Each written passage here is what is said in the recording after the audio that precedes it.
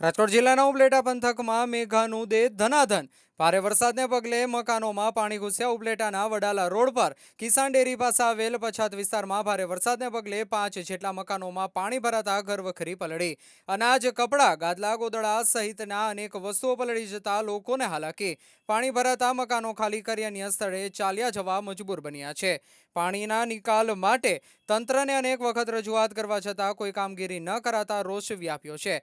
પાણીની જે પાઇપલાઇન નાખેલી છે તે ઊંચી હોય, જેને લઈને પાણી નિકાલ ના થઈ રહ્યો હોવાનું જણાવતા સ્થાનિકો વહેલી તકે પાણી નિકાલની વ્યવસ્થા કરવા સ્થાનિકોએ માંગ કરી છે।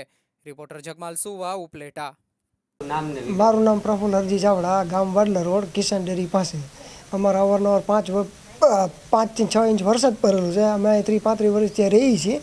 અવારનવાર પાણીની સમસ્યા છે। અમે બધાને કમ્પ્લીટ કરી છે, સુધરેવાળાને બધાને અરજી કરી છે, પણ કોઈ કાર્યવાહી કરતું નથી।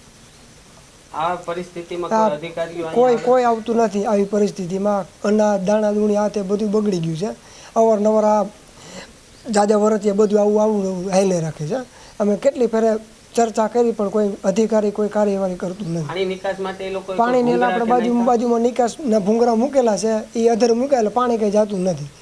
હવે શું માંગ છે? હવે અમે એમ કહીએ કે ભાઈ હવે એ કદાચ સુધરેવાળા આવે, પાણીની વ્યવસ્થા કરે, નિકાસ, અમારી એ માંગ છે। ઘરમાં પાણી નીકળી જવું જોઈએ।